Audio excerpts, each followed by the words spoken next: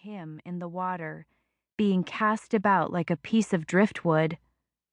With every surge of the rough waves, he was pulled farther and farther out to sea, away from the boat. Away from me. "John!" I cried. My voice was hoarse with emotion and from overuse. It seemed as if I'd been screaming his name for hours, but no one would come to our aid. It was just us and the storm and the seething sea. "Swim," I begged him.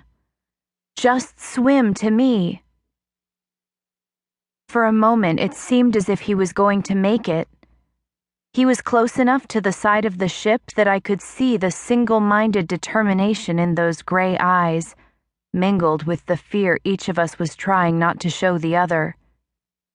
His strong, muscular arms rose from the ink-black water as he tried desperately to make his way back to the side of the ship. For every stroke he took forward, however, the angry waves pushed him another 2 strokes back. I looked around frantically for a rope, something, anything to throw to him, but there was none. So instead, I leaned out as far as I could, reaching down to him with one hand while gripping the railing with the other. "I can pull you up," I assured him. "Just take my hand." He shook his head, his dark hair slick with rain and seawater. "I don't want to take you with me." His voice was as deep and rough as the ocean. "I'd rather die than let you die."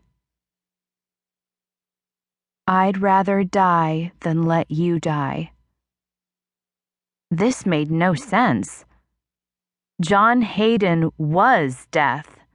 He couldn't die. And every single one of his previous actions had indicated that he most certainly did want to take me with him to the Underworld, over which he ruled. Why else had I spent so much time running from him?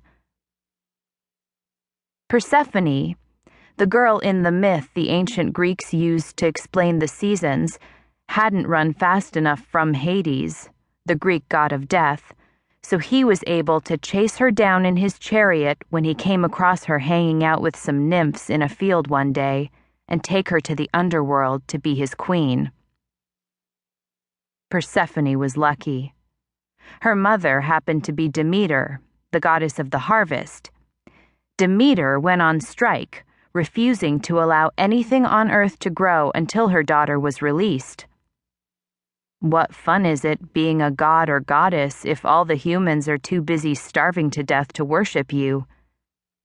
Hades was forced to let Persephone go, and after the longest winter imaginable, springtime finally blossomed across the land. In reality, spring doesn't come because of some girl being released from the underworld. It comes because of the earth moving into the astronomical vernal equinox. But I get it. People have always been desperate for stories that explain why bad things happen to good people, myths with happy endings to give them hope. They don't want to know that, when we die, what lies beyond may not be all harps and halos. No one wants to listen to someone like me, who comes back from the dead and says, "Hey, guess what? All that stuff they've been telling us is a load of bull." It's more comforting to trust the storytellers, to believe that fairy tales really do come true. Still, when John said that thing in my dream about how he'd rather die than let me die, even though I knew that could never be, I realized something.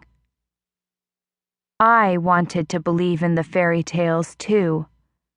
My subconscious, just like all the doctors had tried to reassure my mother, had worked out the resolution to a problem that had been bothering me for a long time.